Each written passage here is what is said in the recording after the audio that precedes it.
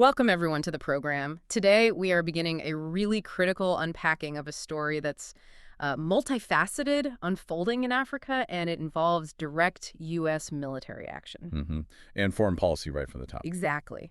This past Christmas Day, December 25th, 2025, the U.S. launched an airstrike deep into northwest Nigeria, specifically an area in Sokoto State. Right. Now, when you see a headline like that, a strike against ISIS, that's the immediate, concise takeaway. It's simple. It is. But when you start to look closely at the details, what actually happened on the ground, how the local community reacted, and the larger context of why the U.S. chose this specific moment in this precise location, the story becomes, frankly, deeply unsettling. It gets far more complex than any one-line summary. It does. Our mission today is to move beyond that initial soundbite. We want to fully grasp the event, the competing narratives, official versus ground reports, the political drivers, and ultimately how this action reflects America's rapidly shifting military posture, especially in Africa. And it's such an essential moment to analyze because this one incident, it just immediately lays bare this profound tension you see in modern remote warfare. What's the core tension as you see it? You have a U.S. strike publicly targeting ISIS militants in a region that locals, they vigorously maintain is peaceful.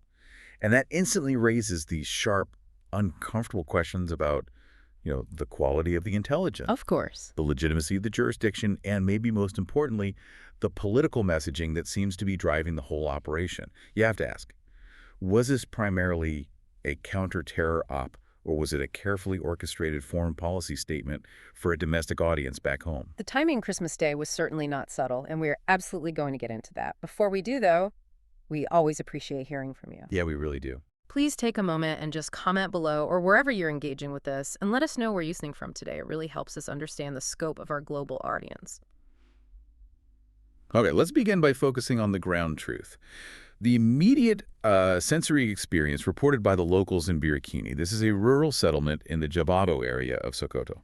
And the incident occurred late, around 10 p.m. on Thursday, December 25th. So well after dark. The initial accounts are they're incredibly vivid.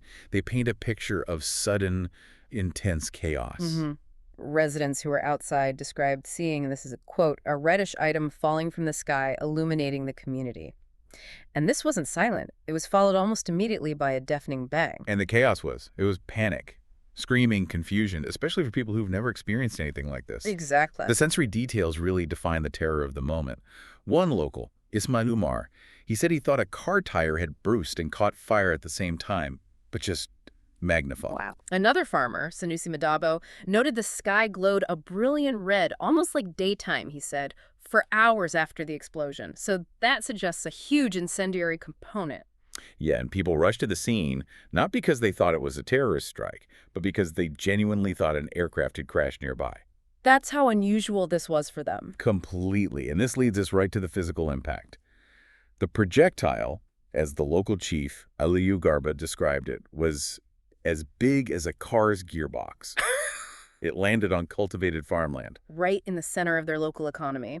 And this is where the narrative just immediately begins to fracture. Because despite the U.S. proclaiming a powerful and deadly strike, the local reports are firm, absolutely firm, that no casualties were recorded, neither civilian nor terrorist.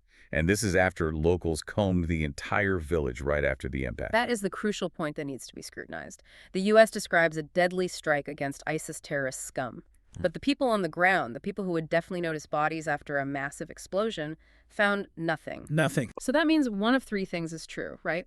Either the intelligence was catastrophically flawed, the weapon misfired or failed to detonate properly, or, and this is a less charitable view, the U.S. is just inflating the success of a strike that hit an empty field for political points. It's challenging to determine the exact failure, but that discrepancy. It strongly suggests a high-level intelligence failure in the real-time targeting. How so? Well, these kinds of strikes, they often rely on these fleeting opportunities, right? A window where a target is confirmed present. So if the aircraft, probably a UAV launched from a nearby country, strikes and nothing is found, it just points to the intel being stale or completely wrong. And the local context only makes you more skeptical. It really does. We have to remember the Nigerian military's own history here. Just last Christmas Day, there was a separate mistaken bombing near Jabo. the military blamed civilian deaths on secondary explosions, claiming they hit a terrorist arms cache. Right, that's a common military justification for unintended damage. Exactly. But the fact that this recent U.S. strike caused 0 casualties and no secondary explosions were reported, that directly contradicts the idea they hit some valuable infrastructure. The lack of any impact is undeniable. It is. The lack of secondary explosions is a huge tell. It means whatever they targeted, it definitely wasn't a logistics hub or an arms cache. So the question just hangs there. What on earth was the target? So let's pivot to that. The local perspective versus the official line. This is really the heart of the conflict here. It is. Jabo locals were emphatic. They stressed that the targeted area is, historically, a peaceful place, and absolutely not, in their words, controlled or infested by any terrorist group. And they draw a clear distinction with neighboring areas, right? Like ISIL, Sebun, Bernie, places that are known havens for these groups. They do. And the data, the geographical data, provides compelling evidence that supports what the locals are saying. What did you find? We looked at records from ACLD, the Armed Conflict Location and Event Data Project. Tambuwal LGA, where Jabo is, has been historically peaceful. I mean, over 15 years from 2010 to 2025, ACLD shows only 7 significant violent incidents in the entire LGA. 7 incidents in 15 years. That's stunning. That is not a hot zone. It's not. And they were mostly small-scale attacks, abductions by criminal groups, no prior records of major airstrikes, and none of those 7 incidents even happened in Jabo town itself. So you have these known, verifiable hotspots nearby, but the U.S. strike targets a tranquil, cultivated piece of farmland in a place with a near-zero history of sustained violence. The intelligence selection is just bewildering. It is more than bewildering. It creates a major intelligence puzzle. Given Jabo's documented history of peace, what does this choice suggest about the quality of the intel being used for such a high-profile operation? You have to wonder. You do. And it raises a crucial question for you, the listener. If you were the commander reviewing this strike, and the reports came back 0 casualties, area peaceful, how would you justify continuing to use that intelligence stream? Let us know what you think about that. The narrative surrounding the event shifted almost instantaneously from the physical impact to the political justification.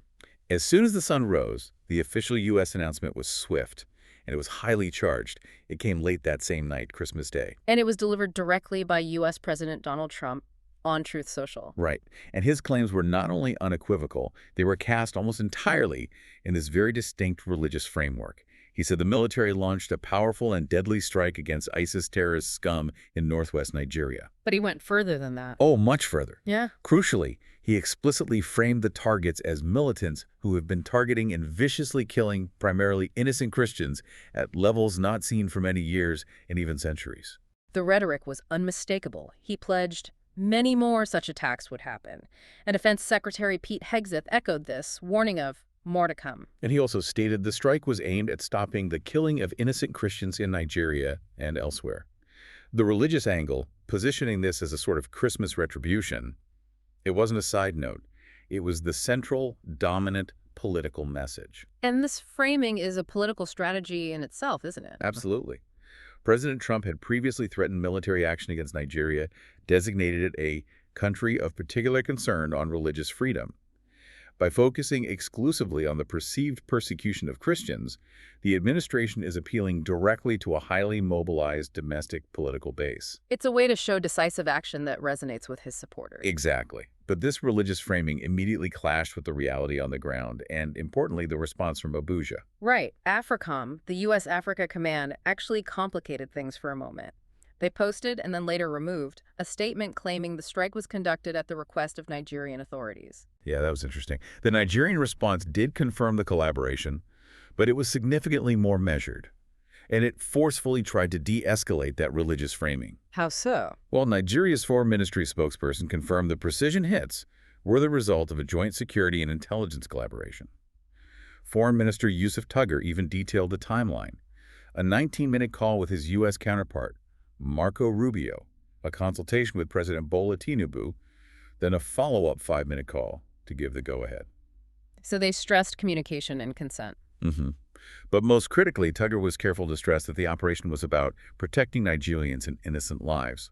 And he made it clear that President Tinubu insisted it be stated publicly that the operation is not targeting any religion, nor is it simply in the name of one religion or another. This is more than just diplomatic niceties, this is. This is a survival strategy for Nigeria. It is. It highlights this vast gulf between Washington's political rhetoric, which is designed for a U.S. audience, and Abuja's internal security reality. Nigeria is officially secular. It's split almost evenly. 53% Muslim, 45% Christian. So injecting a purely religious narrative into a security crisis like this Could easily destabilize the entire country. It could inflame communal tensions the government is desperate to contain. You mentioned that Nigerian authorities consistently argue the situation is far more nuanced. Let's spend some time on that, because this is where the U.S. narrative feels so detached from the local reality. The consensus among regional experts is that the violence is deeply rooted in resource scarcity. The conflict often centers on land and water rights between, itinerant Muslim herders and predominantly Christian farming communities. A struggle that's exacerbated by religion and ethnicity, but not solely defined by it. Exactly. It's fundamentally driven by climate change, desertification, and this massive competition over shrinking arable land. And these armed groups, they target both Muslims and Christians indiscriminately when they raid villages. What's fascinating here is the origin story of the target group itself, the Lakurawa. It is. The Islamic State Sahel province members, known locally as Lakurawa, they reportedly began not as, religious fanatics, but as local herders banding together to fight bandits because the state wasn't there to protect them. So they armed themselves to defend their livelihoods and only later adopted the ISIS banner. Right. Likely for prestige, funding, recruitment. And that completely shifts the framing. If the U.S. is targeting a group that originated from a resource conflict that spiraled out of control, then the justification of stopping the slaughtering of Christians just obscures the complex socioeconomic realities driving the violence. It does. The Nigerian government is trying to navigate this domestic powder keg where U.S. rhetoric, while politically useful in Washington, could be dangerously inflammatory back in Africa. So if the U.S. knows its partner, Nigeria, is actively trying to downplay the religious element, why would President Trump choose to frame this exclusively as a religious persecution strike? I think it speaks to the primacy of the domestic political agenda. For the administration, the goal of the announcement wasn't to optimize relations with Abuja. It was to project strength on a key issue for its base in the U.S. The potential fallout in Nigeria is considered a secondary risk. A manageable risk compared to the immediate domestic political benefit. It's an operation where the information war is arguably more important than the operational effect. Which makes the whole thing look less like counterterrorism and more like targeted political communication. We'd love to know what you think about this. Should the U.S. prioritize regional stability by aligning its rhetoric with the host nation, or is it justified in using its own framework, regardless of the consequences? Let us know. Beyond the geopolitics, we need to focus on what this means for the people who actually live there, in Birikini and Jabo.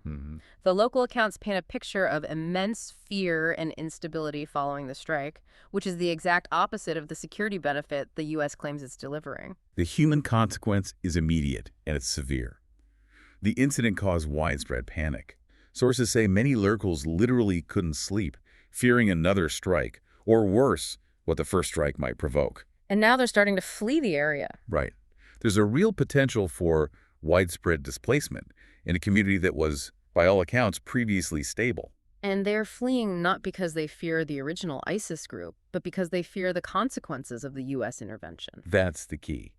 Locals specifically expressed concern that the U.S. strike, by announcing this high-value target in their location, might cause the actual terrorists to now beam searchlights on their previously peaceful community. It's essentially turned a tranquil area into a target. It has. A target for retribution that they never were before. And that is the core irony of this kind of remote intervention. An action intended to protect civilians often has the immediate effect of placing those same civilians at greater risk. And the local chief's concerns highlight the physical dangers left behind. Yes. The chief, Aliyu Garba, was concerned about residents collecting relics and shrapnel from the explosive. These are rural farmers, not ordnance experts. They're picking up military-grade ordnance remnants. And facing immense risk of delayed detonation. It adds a physical safety risk to the psychological terror. And it speaks volumes about the lack of follow-up. If this was a joint operation, there should have been an immediate effort to secure the impact site. Let's zoom out for a second. This high-profile strike in the Northwest on Christmas Day happened just one day after a horrific event in a different part of the country. That's right.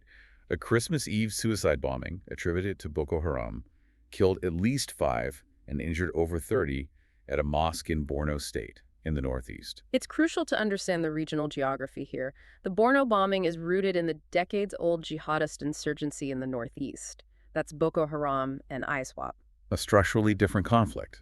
The Sokoto strike targets the Islamic State Sahel province, the Lakurawa, in the northwest, a region known more for banditry and resource conflict. But Nigeria is struggling under the weight of all of it.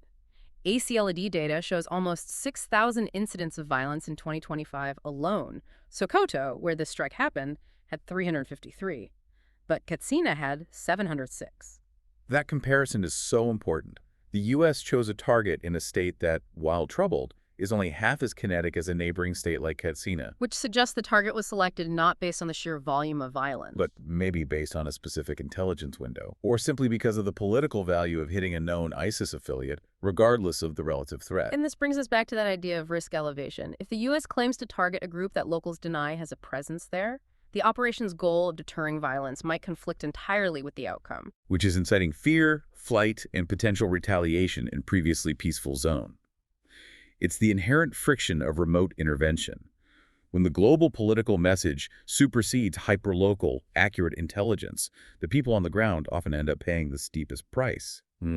We've established that the Sokoto strike was precise, sudden, and remote, and that capacity is enabled entirely by the specific structure of the U.S. military command for the continent, AFRICOM. The U.S. Africa Command. Yep. And we believe surveillance for this might have been launched from an airport in neighboring Ghana, which really confirms the agility of this posture. It does. And we should unpack this architecture because AFRICOM operates fundamentally differently from, say, CENTCOM in the Middle East or INDOPACOM in Asia. How so? Well, structurally, it's the newest combatant command and has the fewest permanently assigned service members of any of them. Only about 1,150 as of March 2024. And nearly 40% of those are in just one place, Djibouti. So it relies less on large traditional bases. Much less. It leans into what's often called the places, not bases approach. Okay, what does that actually mean, places, not bases? AFRICOM defines these as posture locations with minimal permanent U.S. presence. They're low-cost facilities, limited supplies. The purpose isn't to project overwhelming force from one spot, but to provide critical access points to respond to emergencies across a massive area. So it's like the military version of having a network of Airbnbs instead of owning a giant permanent hotel. That's a great analogy. A persistent base, like Camp Lemonnier in Djibouti, is like owning the hotel. You control it. A posture location, a place, is like that Airbnb. It's crucial, but the host nation can cancel the lease anytime. And that brings us to the strategic volatility. Exactly. When you look at the whole continent, the persistent basing footprint is tiny. Only 2 locations are considered persistent bases in all of Africa. The first is Camp Lemonnier, as you mentioned, in Djibouti, hosting up to 4,000 personnel, critical for the Red Sea. Right. And the second is the Ascension Island Auxiliary Airfield, which is a British overseas territory. Everything else is a rotation, a cooperation agreement, or just temporary access. And relying on that temporary access, like the airport in Ghana, comes with huge political risks. The situation in Niger this past year is the perfect and very expensive case study of how this can go wrong. The situation in Niger is a textbook example. After the 2023 coup, the new government just unilaterally revoked the Status of Forces Agreement, the SOFA, with the U.S. And that effectively forced the U.S. to abandon 2 key bases, including the $100 million Airbase 201 in Agadez. A critical surveillance hub. Gone by September 15, 2024. Niger hosted about 700 U.S. personnel. That forced a significant and costly strategic shuffle. And that withdrawal forces a scramble. The intelligence resources that were operating over the Sahel from Niger need a new home, and they need it fast. Right. The loss of Niger's bases necessitated looking elsewhere immediately. And reports indicated the DoD was aggressively seeking new access in coastal West Africa in early 2024. Which countries were on that list? Specifically, Ghana, Cote d'Ivoire, and Benin were prioritized. Stable coastal nations whose airports could serve as new posture locations for unmanned surveillance. So the Sokoto strike, potentially launched from Ghana, is the immediate showcase of this new mobile operational model. But I'm still trying to wrap my head around the political risk. If Niger just kicked us out, costing us hundreds of millions in abandoned infrastructure, why do we keep risking the same outcome by relying on countries like Ghana for sensitive operations? Because the alternative is worse. The U.S. simply cannot afford, financially or politically, to build massive, persistent bases in every strategic region in Africa. The places, not bases approach is the compromise. So it provides necessary access to monitor VEOs and counter Chinese and Russian influence. But it accepts that host nations can revoke those rights at any moment. The entire strategy is a calculated risk. Trade long-term stability for short-term operational flexibility. So this incident shows the risk of relying on host nation consent. A change in government can create immediate strategic problems. And the Nigerian strike is a test case. It shows the system working a rapid, precise strike from a dispersed location. But the fallout, the controversy over the intel and the rhetoric, it shows just how fragile that underlying political structure is. The host nation has to find the operation palatable, or the U.S. could be facing another costly withdrawal. To really understand the value and vulnerability of this network, we have to look at the logistical mechanisms and operational concepts that support it. A strike in landlocked northwest Nigeria can only happen because of a massive, diversified logistical and financial architecture. And this goes way beyond just AFRICOM's budget, right? This is about a fundamental shift in how the entire U.S. military is preparing for future conflicts. Precisely. It's a shift away from counterinsurgency and towards potential conflicts with great powers like China and Russia. To survive in that kind of environment, you have to avoid consolidating forces into large, easily targetable sites. Let's break down a couple of those key concepts, starting with the Air Force. The Air Force's strategy is called Agile Combat Employment, or ACE. Think of it like a military version of Uber logistics. You don't rely on one giant fixed garage or traditional base. Instead, you use lots of smaller temporary spots to launch, refuel, and resupply. Making U.S. air assets harder to hit in a real conflict. Exactly. And using a small Ghanaian airport for the Sokoto mission is a real-world, low-intensity application of those ACE principles. And the Army has a similar concept. They do. It's called multi-domain operations, or MDO. It emphasizes dispersing deployment and sustainment. The Army wants to avoid huge, vulnerable supply dumps. Instead, they rely on temporary, dispersed supply nodes. Maximizing survivability by moving and hiding assets. Right. And these concepts require a new kind of basing structure, which brings us back to those two main classifications for overseas locations. Right. The Congressional Research Service defines them. Yes. First, you have the persistent bases, like we said, that's owning the home. Continuously used for at least 15 years, U.S. operational control. Camp Lemonnier is the textbook example. And then the other, more volatile category. That's the selected other U.S. military sites. This is all the temporary, rotational, host nation-operated sites. The Airbnbs. It includes the potential access in Ghana or the cooperative security locations in Latin America.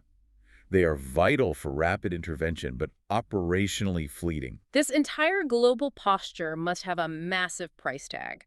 What are the best figures we have for the cost? It's notoriously difficult to pin down the total cost, but we can use two distinct figures to understand the scope.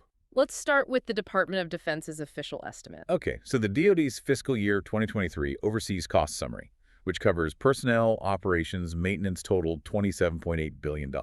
That's the direct, immediate operating cost. $27.8 billion for 1 year. That's enormous. But independent analysts say the true number is much higher. It is. A 2021 study by the Quincy Institute, for example, estimated the total annual cost at $55 billion. 55? What accounts for that huge difference? The independent figure incorporates long-term systemic costs that the DoD usually allocates elsewhere. Things like future retirement and medical care for personnel stationed overseas, interest on the debt used to finance military construction.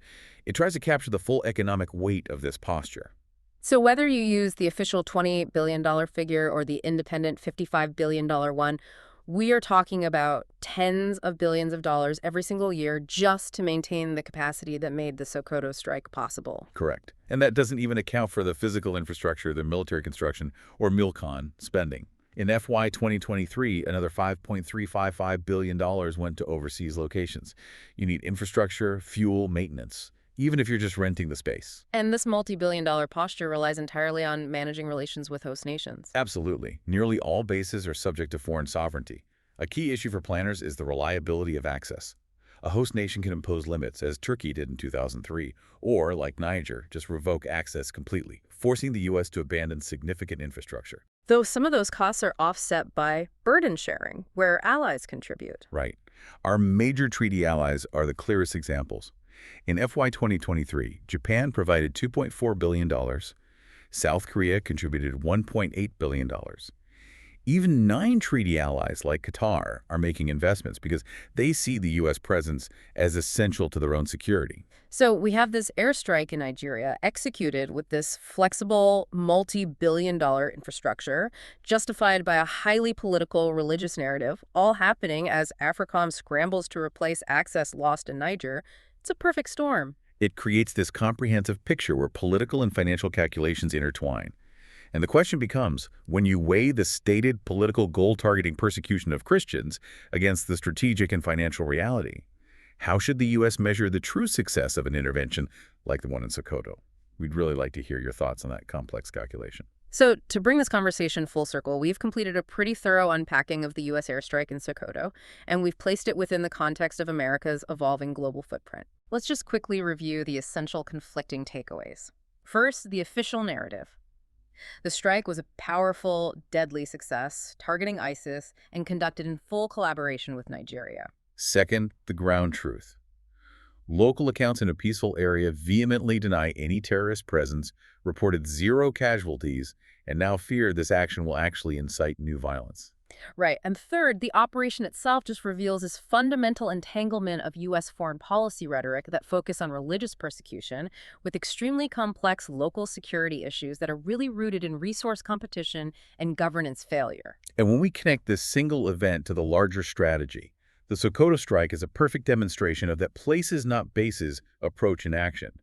It proves the U.S. is willing and able to use its dispersed, agile posture under AFRICOM to intervene quickly. Right. But it simultaneously highlights the massive challenge of ensuring accurate hyperlocal intelligence and maintaining host nation consent, especially when that consent is so fragile, as the costly withdrawal from Niger just profoundly demonstrated. The reliance on this agile network allows for rapid response, but that same model also exports the risk of political messaging and operational error directly to vulnerable communities thousands of miles away.